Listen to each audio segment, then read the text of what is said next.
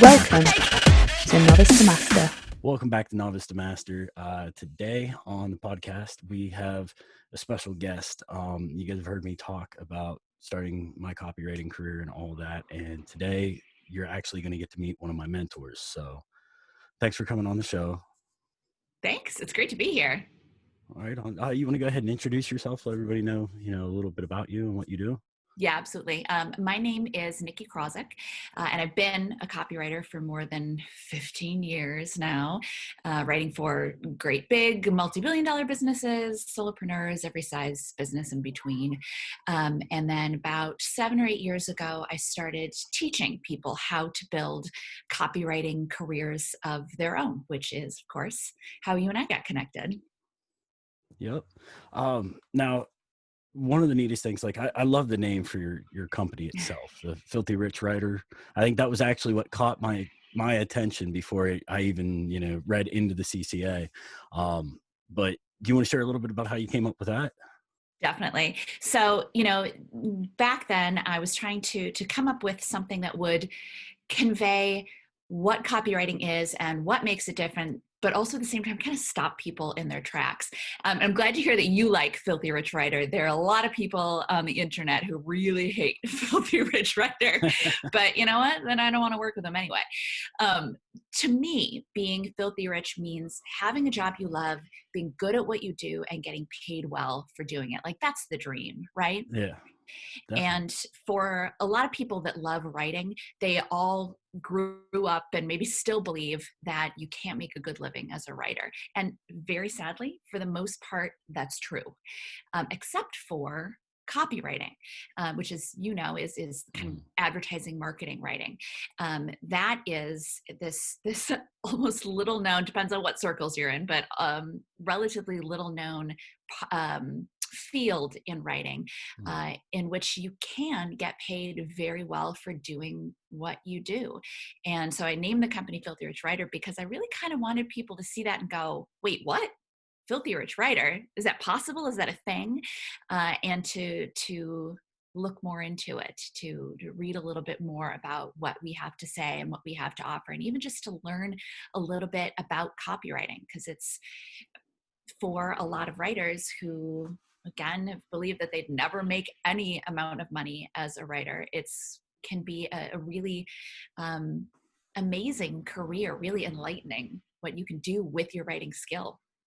Yeah, it's crazy how vast of a career this could be, from freelancing. See, there were parts I didn't even realize before, I got into doing this and through CCA about, just some of the things you could do. I know you could do freelance, and I know you could work for companies, but I didn't know how many, the contracting, the people that took you in temporary, and just some of the stuff that I picked up and learned about what you can do with the skill of copywriting. Mm-hmm. Yeah, it's there are many great things about copywriting, but one of the especially cool things is it's really flexible. You can decide what you want your career to look like and be like, or you can switch it up every couple of years. I'm full-time freelance, or I shouldn't say full-time freelance now, but I'm freelance to take freelance clients. I'm still in the weeds every day writing copy, but also, of course, teaching people how to write copy. But in the past, I've been on staff. I've been a contractor. I've been a freelancer. And basically, I kind of switch it up when I get bored. When I've done what I can do for a company, I move on to the next thing. And it's really kind of up to you what opportunities you want to take on and how you want your life to look for however long. Right on. Yeah, I know.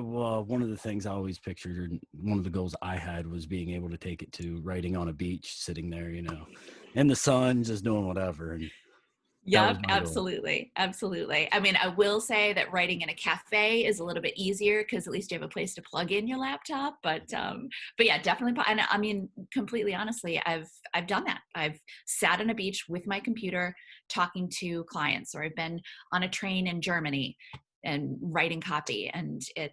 But at the same time, I've also been at my kitchen table and paused to go do a little grocery shopping. So it's really kind of what you want to make of it. Right on. Yeah, that's probably the best thing about it. I actually get to make my own hours and time now, and that's great. Mm-hmm. So now we talked a little bit just on the idea of the CCA and Comprehensive Copywriting Academy. Mm-hmm. when you started that, you said it was what, 5 years ago, 7 years ago? Like 7 or 8 years. I think technically it was 2012 that I started really putting it together, and maybe the beginning of 2013 that I first launched it. Okay.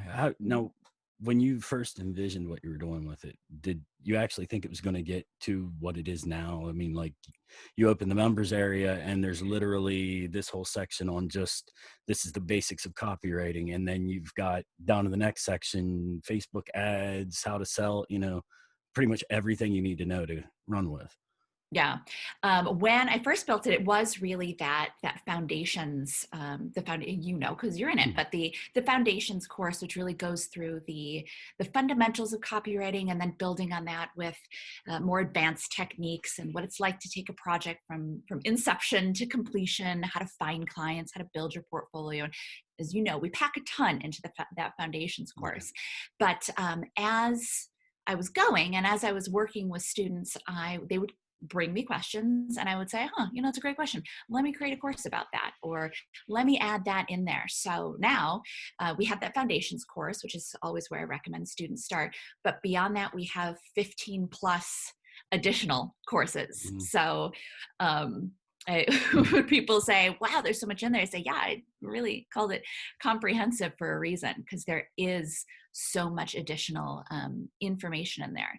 And it's really, we've designed it so that it is, it's self-paced, but at the same time, also our students have lifetime access. So they can go through the foundations course, go through additional courses like how to build your portfolio, how to land your first clients, that kind of thing, and then pop back into it as needed, whether they need a refresher or whether they get tasked to write a webinar for someone and they go, oh my gosh, I got a client that wants me to write a webinar. I don't know how to do it.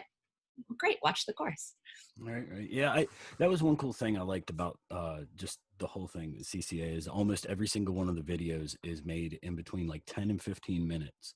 So it's brought down to little sections that you can literally, if you got to move at your own pace, you can take one or two. And if it's that section is something you really need notes on, you can just follow along and take the notes, come back to rewatch, and it's not, daunting. There's no hour-long videos. There's, because that honestly, that gets frustrating when you've got the hour-long videos and you miss 2 seconds and skipping back and forth. It's horrible. But yeah, I agree. I'm a big course consumer myself because, never stop learning, right? And I agree. I have a real hard time moving on to the next section where they're like, this course or this video is an hour. And I go, I'm going to come back to that. Yeah. Okay. This isn't the course for me. Yeah, no kidding. No, I'm the same way though. Like I've gotten, before I got into CCA, I actually got introduced to copywriting through learning marketing. And I actually it was a course on email marketing. And I mean, it was an ongoing forever course. I eventually, had to drop out of it just because it was so long and ongoing.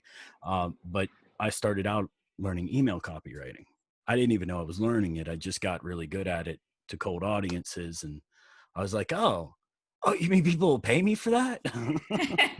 Yes, they will. I know, and real well too. But yes, they will. Now I got into that, and then it was one funnel away challenge with ClickFunnels, and I've always got something going I'm learning from. So it's real cool to hear somebody else does too without getting stuck. Oh, absolutely. People get stuck on that. They start one and then another, and I don't know. I guess it's something you gotta. Yeah, that is true. I mean, it's also very easy to buy courses and then feel like it's a success because you bought a course and then not actually ever go back in and do it, Yeah, you should see my bookmarks. I have one entire folder that's nothing but copywriting courses. And it was like, oh, this one's only $20. Oh, $100. And yeah, it's really easy. But anyways, back to yours again, though. One of the other neat things, I like the setup, the way you guys have the coaching calls and lives throughout, because they've got you and Kate are almost always in the room. There's always someone to talk to. And well, I guess anybody who isn't in it doesn't know who Kate is, but it's like head coach, and she's really active in the group. So you can ask questions without getting answers, So. Yeah. Well, the thing is that you're learning a new career. Yeah. It's for most of the students coming in, they have no background in marketing, no background in professional writing. And it's a full career. And as you know, there's a lot involved with that. And so people should have questions. I'd be really concerned if they didn't have questions. Yeah. So we have our monthly coaching call, and then we have once a month, as you know, I'll do a Facebook Live in our group and kind of deep dive into an additional topic, maybe something that I've seen coming up in the group, or just a question that I thought, maybe we should discuss this a little bit more. And then we've got all those videos saved in the Facebook group as well. Yeah. Yeah, it makes real nice resources for later to go back and look through. Another neat thing, which I've seen with a lot of the copywriting courses I've taken, which, I mean, the price on them, that's another note. We'll talk about that in a few. But they all have, they have videos, and they tell you, oh, this is how you do it. This is the idea. They get it across to you and get you started on something, but most of them don't force you into any position of action. So it removes the hands-on. And that was one of the other things about your course with your action sheets. Yeah. I mean, if I had wanted to create a true, passive income product, then yeah, I could have sold a course where you you're completely on your own. But that's how are you possibly going to learn to write copy well if you're not getting any kind of feedback?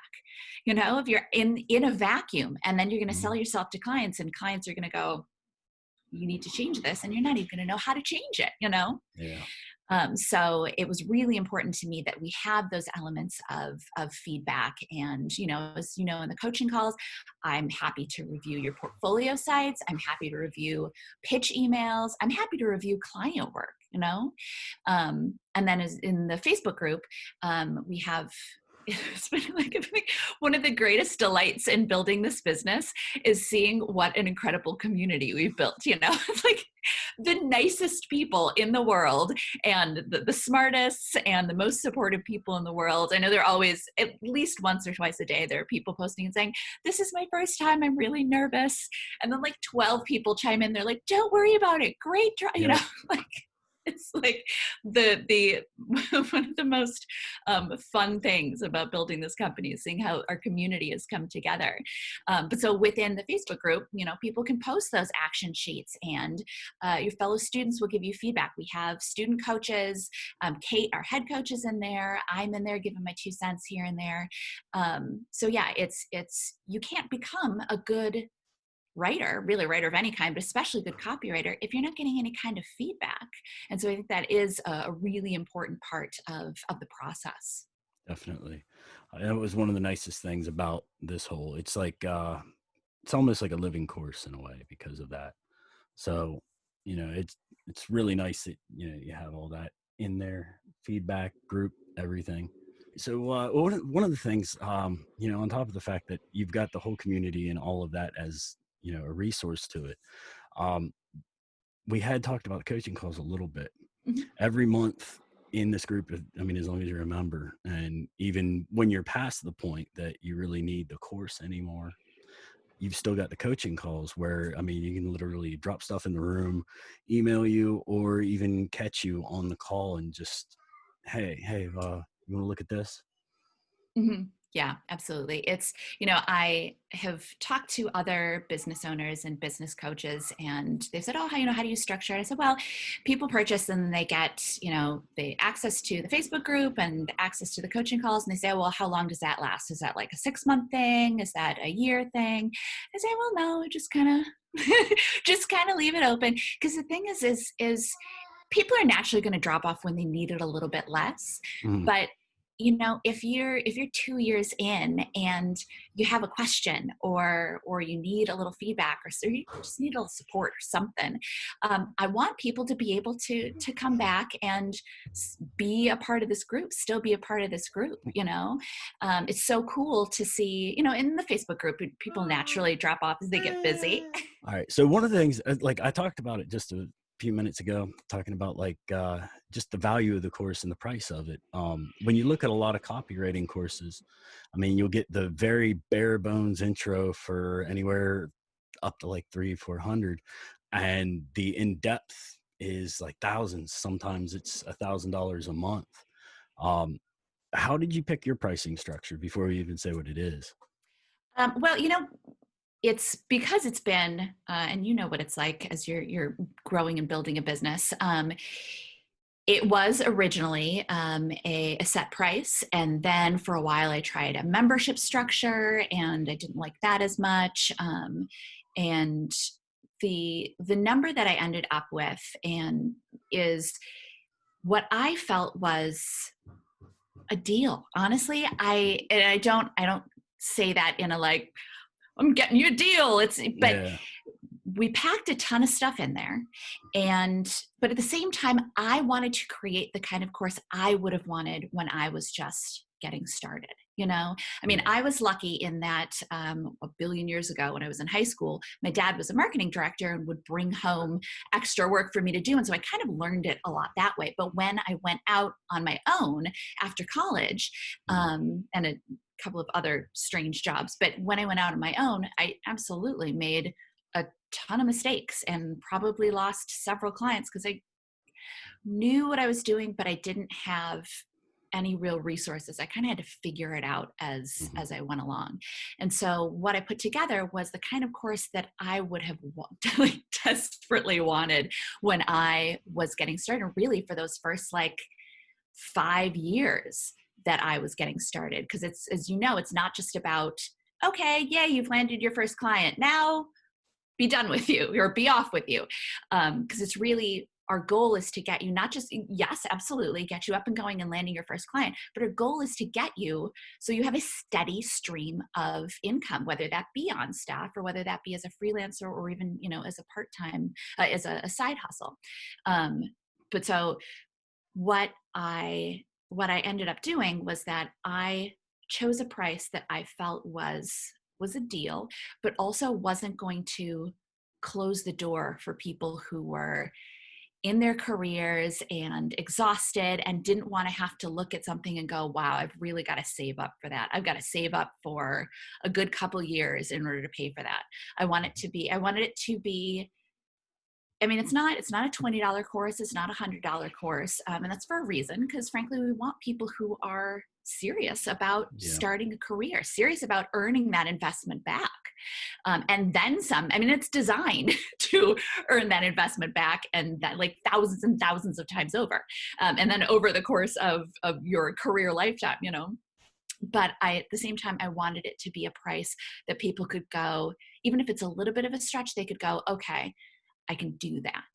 And I also try to make it clear, but it's hard, when people don't necessarily know you and they're not in it yet, so they can't exactly see what it all entails. But I do try to make it clear that, like, unlike with other types of purchases, and this is kind of the same with many courses, although I've taken some crummy ones,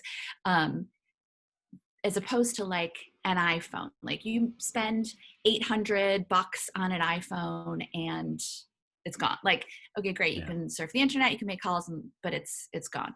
Whereas with a course like ours, and a course like hopefully many courses out there, it's really designed to help you make that back. And then again and again and again and again to really pay for itself. And if it doesn't, then not if it doesn't. If you put in the work, it will, Yeah. That's the nice thing. What actually attracted me to it to begin with was I happened to see one of the ads talking about building your business as a copywriter. Because like I said, I, kind of worked in been learning copywriting for a little bit. And my biggest struggle when I found CCA was actually finding clients. Because before then it was like, Upwork, Fiverr, wherever you could grab whatever you could grab. And that's not always the best solution for anything, is because at that point, if you don't know how to find clients, you're basically picking up everybody else's, what they turned down and said, no, I'm good. Exactly. Yeah. The thing about and the funny thing is there are a lot of freelance gurus out there who are like, yeah, Upwork and Fiverr, and that's the way to go. But the problem is, on Upwork and Fiverr, you're putting in so much upfront effort just to submit a proposal. And we're copywriters, so that better be a well-written proposal. You're putting in so much effort just to submit a proposal. And the problem too is that, and I can say this because I will hire designers or developers off of Upwork or freelance. I wouldn't hire writers off there, but I don't need to. I know a lot of very talented ones. But people are looking for the best they can get for the cheapest they can get. And that means that in order to compete, you're going to have to drop your rates just to get a chance at being considered. So you're already putting in so much time up front, and worst case scenario, you put a ton of effort into proposals and they never even look at your proposal. Best case scenario is you get the job, but you get it for way less than you could if you were pitching your own clients. And so you're effectively giving yourself a salary cut because you're opting to use Upwork or Fiverr or something like that instead of directly pitching clients. Yeah. That was one thing I've noticed, like when I first started on it, was I would literally write, I don't know, maybe, I think at one point I had like 65 different proposals out at once, and out of it I landed, I think 6. And most of them weren't that, like it was like $25 they wanted, to pay me for a sales letter. I'm like, I'll pass. Yeah, exactly. You mean that sales letter that you should be that I should be charging you at least $1,000 for it? Yeah, exactly. I mean, and the ratio is wrong. It's not a good ratio for us. It's one project and however many copywriters. Whereas when you're pitching, it's one you and numerous opportunities. Yeah, I'll tell you the weirdest one I had, because I mean, I still keep, Upwork as if I got nothing else going on, I have to bring in some money, I'm on Upwork.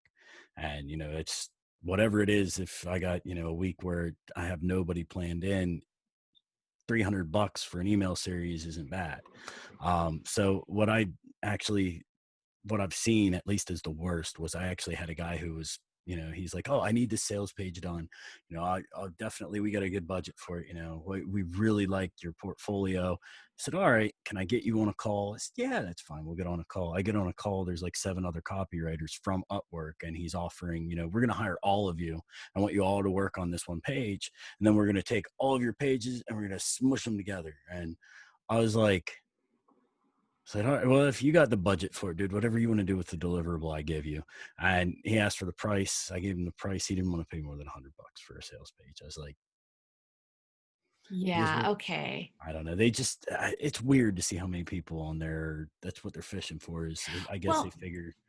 And part of the problem too is that, most clients don't know how to work with a copywriter. No, not at all. So a big part of our job is to kind of educate them, is to, on that initial call, on the discovery call, not just to talk about the projects that you could take on, but also to help them understand how the process is going to go. Okay, well, great. If you want to move forward, we'll have an input call, and then I'm going to get all the information that I possibly can get and make sure I understand your business inside and out, understand this project inside and out, and then I'm going to write it, and then I'll give it to you. We can either go through it on the phone or via email, and then I'm sure you'll have some feedback, so I'm going to make those changes, and then we'll send it back, and we'll keep going until you're absolutely delighted with the project. And that most clients just don't understand that is, I mean, and that's obviously pretty simplified, but it also doesn't need to be much more complicated than that. But love that. The idea of 7 different copywriters all writing the same thing, and then them, that's crazy. Well, and then also, so presumably he would have paid $100 to each of the 7 copywriters. Yeah. So he could have just picked, I mean, $700 is not that's what I said. I wouldn't say it's a great rate for a sales page, but like, it's not too terrible. It's reasonable if you're looking to make some cash and you have nothing else coming in. Like, yeah, pay one copywriter. That's what I said. $700. That's like, exactly what my response to him was. Strange thing. But can you imagine what a pain in the rear end it would have been to work with this guy? Like, if that's how he thinks the project should go, every once in a while you'll have an initial call with a client, and they'll be like, blah, blah, blah, blah, blah, and you'll get those like, that's at least a yellow flag That's Yeah. that the flag's turning orange. Nope, that's a red flag. Oh, you know what? Looks like my schedule is going to be a little too busy to accommodate that. Yep. Oh, God, I don't have time for donations. gee, Not yeah, today. exactly. Sounds like such a great project, but yeah. I don't know, man. Everybody. I mean, it's weird though, because of the fact that, like you said, a lot of people don't understand what the relationship of working with a copywriter is. It's just crazy. Some of the things you hear. I've had some where it's like, you know, oh, it's just the same kind of like level of what they, expect it should be. They're thinking like freelance writers. Like they'll be like, okay, how about words per minute, or not per minute, word, pay per word, Yeah. and it's like, no, Mm-mm. no, thank you. No. The difference, which I actually explained to one, and anybody who's listening who doesn't understand may kind of give them the idea how it works. But the difference between, or the way I've explained it, is the difference between paying a content writer words per minute versus paying me project is my words are worth 4 or 5 times what the content writers are, because they're going to make something happen. That's a I'm great selling way of you putting it. magic words. They're just giving you the dictionary. And Absolutely. It's a great way of putting it. Well, and as copywriters, part of what our job is to convey the message. I mean, get the brand voice in there, absolutely, but convey the message as effectively as possible and generally as concisely as possible, right? You don't go to a sales page because you want to read a bunch of words, or maybe sales page is a great idea. A great example, because they do get long, but Yeah. and it's because sometimes you want to read, like, if I'm going to invest $2,000, I want to see what this is all about. But like most projects, you want to get that information in there, and you want to get it to them effectively and efficiently. And if we're charging by the word,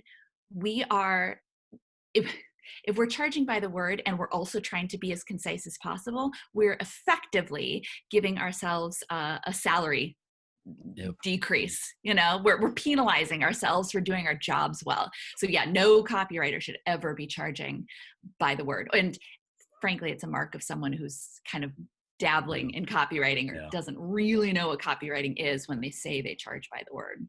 Yeah, that's what and one of my friends, he's a copywriter, actually told me, because I was talking to him about it. He goes, dude, the moment you hear cost per word, you just say, have a good day. It was really great to get to know you, and leave. And it's like, yeah, true. Which, like, to give you like an example, I mean, or for people at home, what you're saying, like I actually wrote a couple VSLs for somebody not long ago. And when I write, I'm running through, I just basically purge my whole mind onto the piece of paper. I'm on that train, and then I go back and I cut stuff. And once the initial one might be worth a good bit at words or, cost per word, but by the time we're done, I did more cutting out than I did, leaving in. So yeah. I mean, if they pay us per word, it would make sense for us to pack as much in there as possible. And that's not what they want. Yeah, it would sound too infomercially. Yeah. Like, I mean, you remember, they probably still have them on, but you remember they just pack on like adjective after adjective, and this super fantastically amazing, and yeah, exactly. And just repeating yourself a million times. And it's not to say that content writing is a bad thing. And as you know, sometimes our copywriting clients will be like, hey, can you write a blog post for me? And absolutely can. If you want to do it, great. But we charge our copywriting rate because we have the strategy that comes with being trained as copywriters. Part of the reason that it's hard to make a good living as kind of 2 reasons, but part of the reason that's hard to make a good living as a content writer is because the barrier to entry is really low. If you have some basic understanding of writing, you can write a blog post and you can charge people for it. But even the people who are able to get, like $100 or $200 for a blog post, when you spend all day long trying to churn out blog posts, trying to get up to that 6-figure a year salary, you're going to burn out real fast. Writing blog posts day after day for 8, 9, 10 hours, it's not a career that lasts long. It's very much a churn and burn industry. Definitely. Yeah, I'm glad you brought that up. I mean, there is nothing wrong with it. If you can get into content writing and that's what you want to do, go for it. Myself, though, what I've done with it so far is if I get a content offer, there's sometimes if I really like the company, I'll take it. If I'm just trying to get my foot in the door to get to the copy work, I'll take it. Or if, it's a client that I've worked with quite a few times and they're like, hey, listen, we like the way you write. You're the one we want to do this. I go, I hate content, but I'll do it, but that's about it for as far as, my standpoint on content with my career. Yeah, absolutely. Absolutely. If it's for a good client and they really want me to do it, I'll do it. But generally I love the strategy that's involved in, and there is strategy in content, but not nearly as much as in copywriting, like creating that. You know how the industry is. Some people are like, oh, I don't want to be salesy. I don't want to.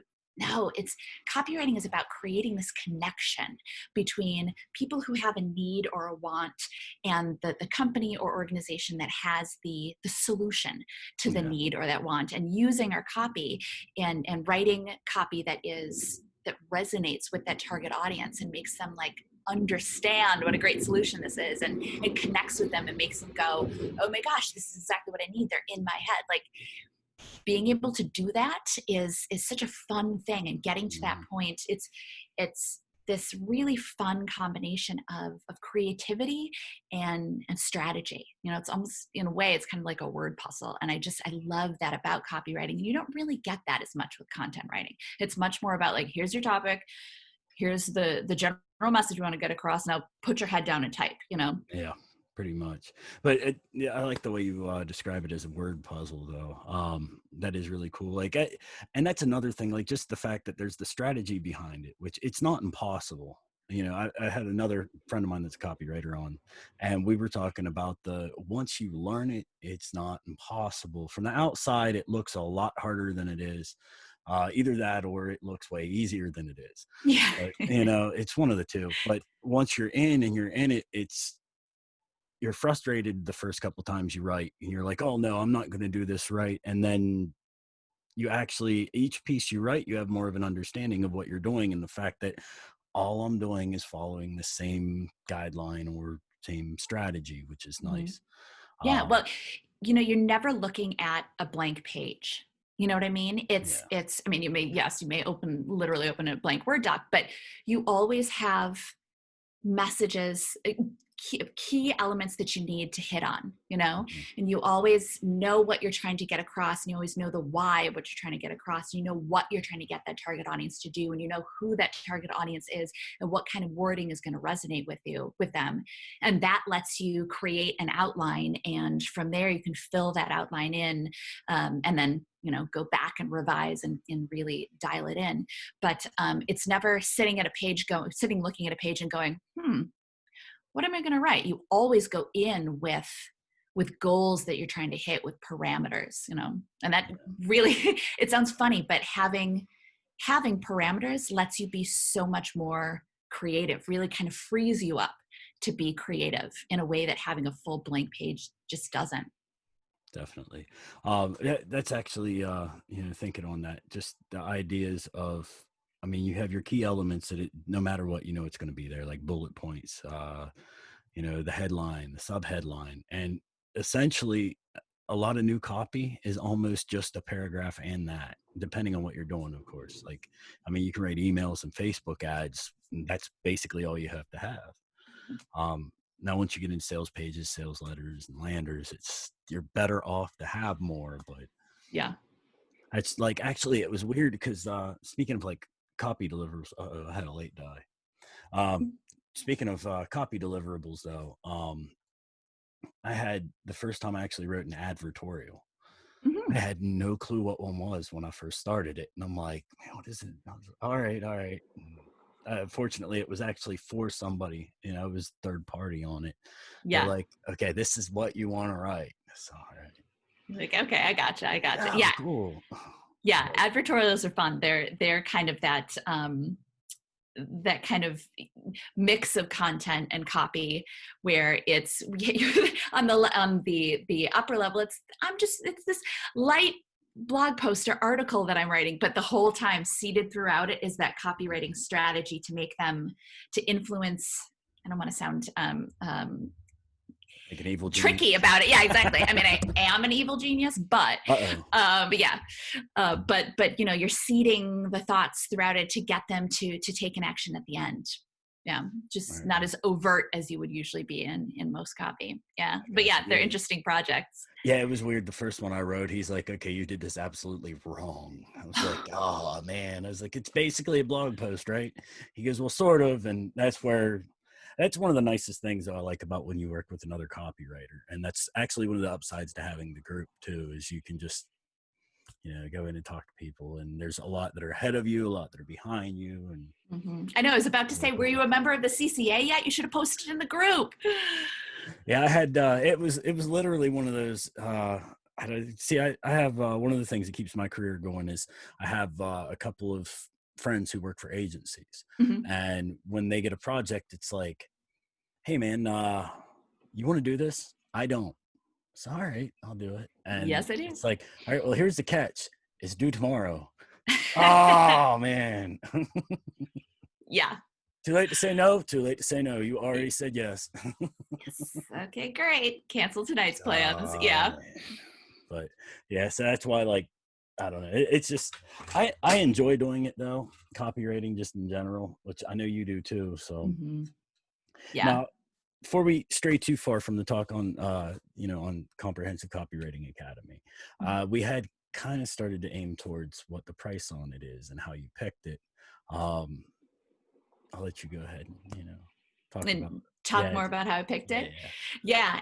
Well, it really is, like I said, I was kind of aiming for that general bullseye of it. It's not so low that just anyone will join, because again, while I want everyone who is interested to be able to learn about copying and research copywriting, our group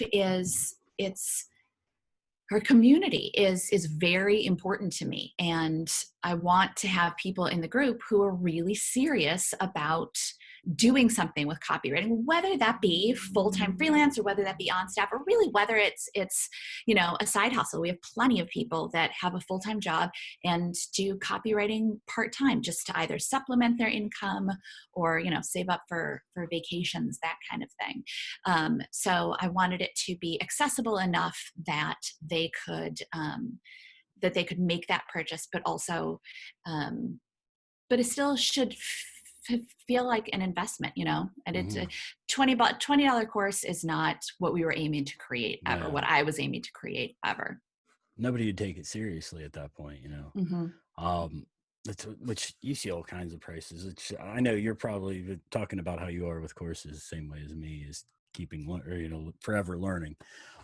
You've probably seen the $20, $100, $1,000, and they're just all over the place. But I will say that honestly, getting into CCA was one of the best investments I made. It kind of, like I said, I saw it and I was like, oh man, I was like, okay, this is how I'm going to get more clients and all that. But even having already learned some of what copywriting was and a lot of the basics, and having already started doing it a little bit, getting in and going back through the basics, the part nobody really understands that everybody has a different way of learning and teaching. So you teaching the basics of it is different than when I learned them from this guy and learned them from that guy. And, so there was still something of value in there for me. Absolutely. Well, and the thing is that it's, you're never done learning. I mean, kind of never done learning anything, but with copywriting, there are always new things to learn, or new, I don't want to say techniques because that makes it sound a little gimmicky, but new avenues to explore. And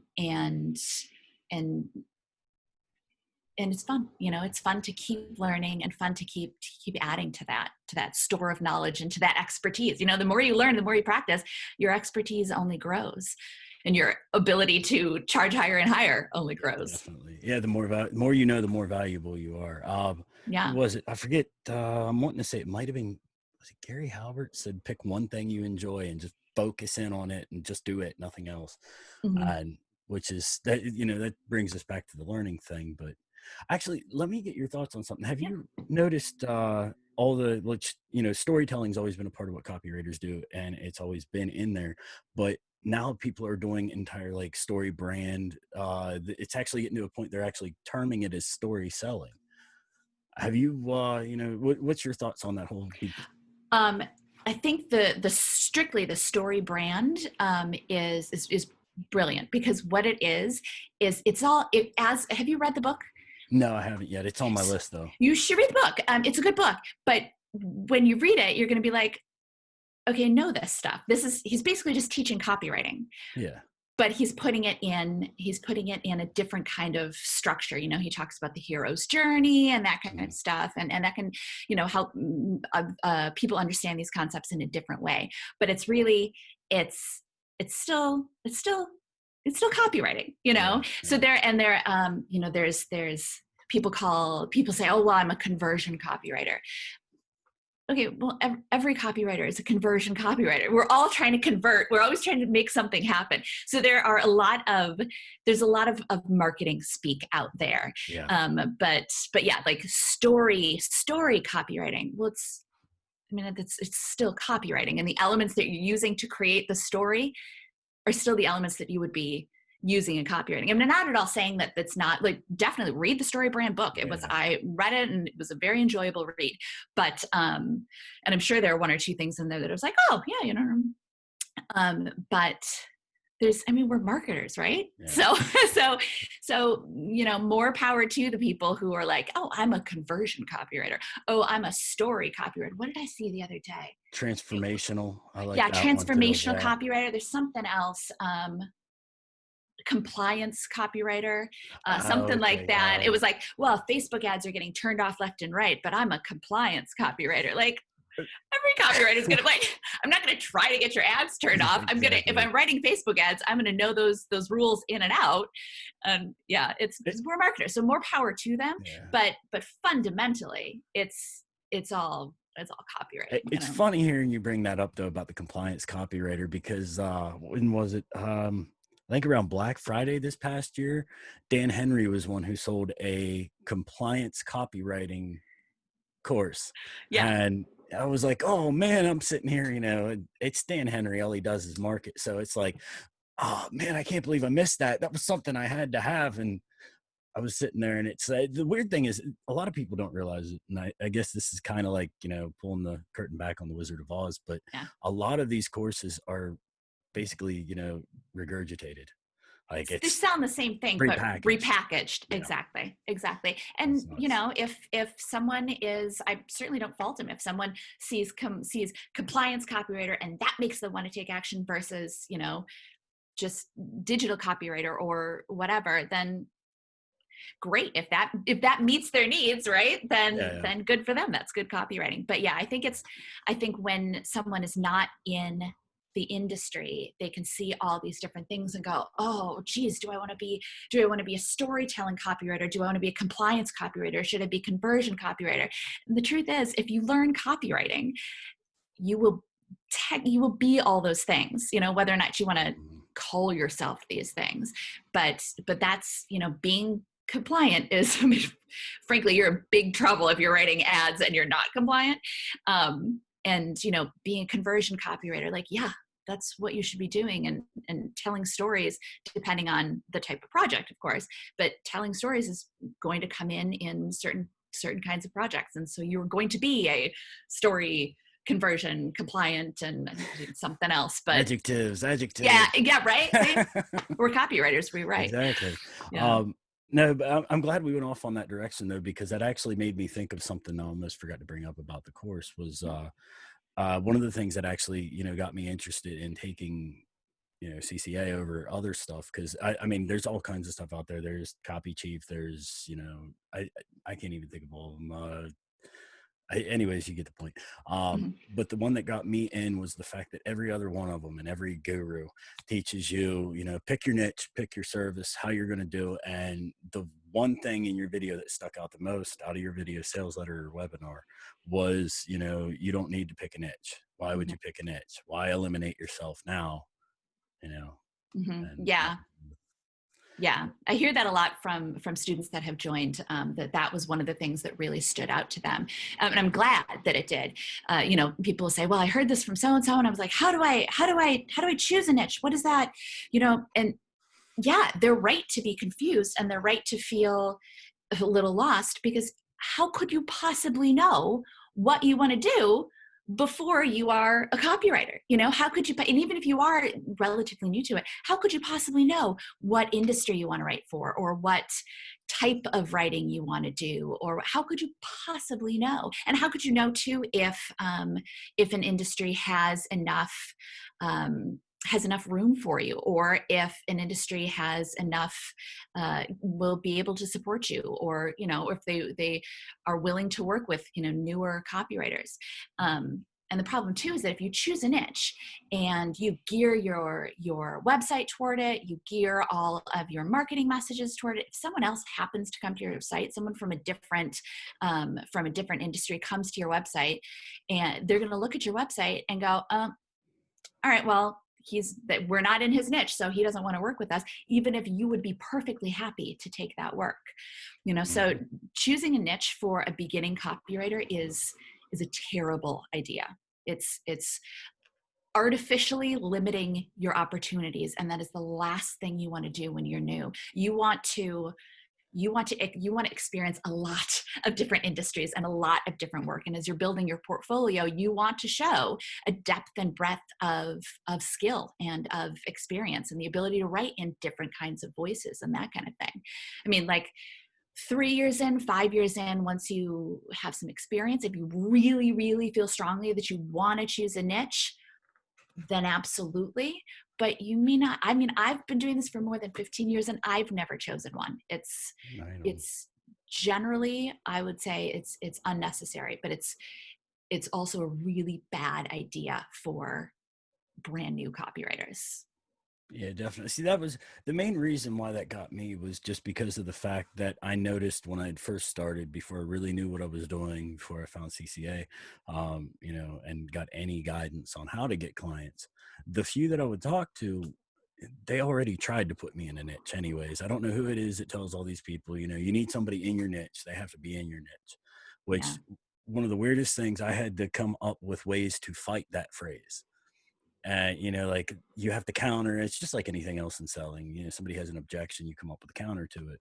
Yeah. And, you got to find creative ways to remind people that, hey, I'm a copywriter. It's what copywriters are. Look back 10 years ago, nobody cared about niches. Yeah.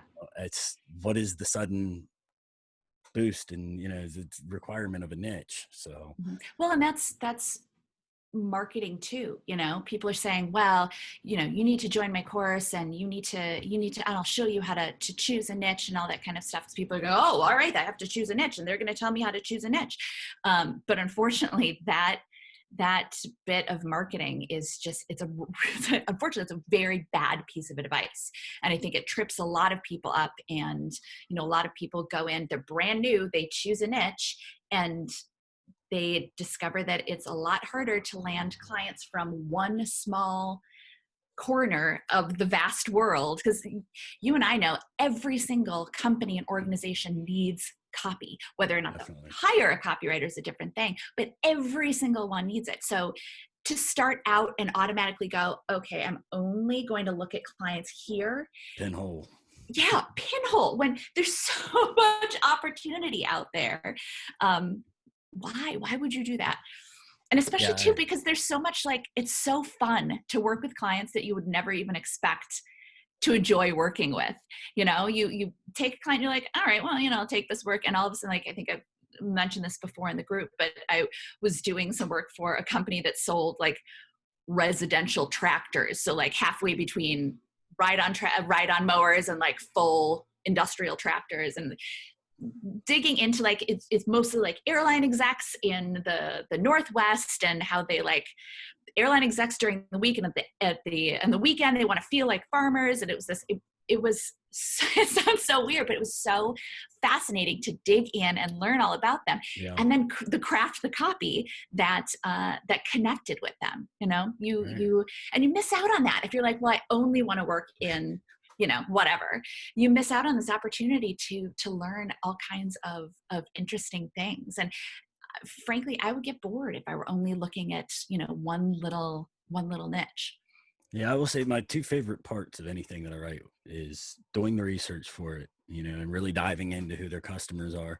And the other part is their voice. Like, in all honesty, I am forever bombing emails at the Harmon brothers to try and get a job writing for them. Ever since the Squatty Potty ad, it's like, this Yeah. is my ideal client, so I have to get in here somehow. Good for you. But, Good for you. Keep doing it. I just love the voice to it. The whole like, yeah, we don't care, buy this crap. Yeah. So, but anyways, I don't want to keep you too long, and I really appreciate you taking the time to come on the podcast with me. And, Oh, my pleasure. This is super fun. Definitely. It's been really great to talk to you. Now I'm going to include a link in the description to where they can actually see some of CCA. Mhm. Is there anything else you want to, in particular, you want them to know about Nicki or Filthy Rich Writer? No, I mean, if this has resonated with them, if they think it's something that they're kind of interested in, we have a ton of resources, lots of stuff to help them dig in a little bit deeper and ascertain whether or not it might be something that's good for them. So they should definitely take a look at the links you'll give them. Yeah, I'll definitely put a few in, because Nicki keeps a really great blog over at Filthy Rich Writer. It's everything from copywriting to, I think I've seen some just generally around books and freelancing in general. Mhm. Plus there's some really, helpful videos. So Mhm. again, thank you for taking the time out of your day to come on here and talk. It's been great having you on. Oh, thank you. It's been an absolute pleasure.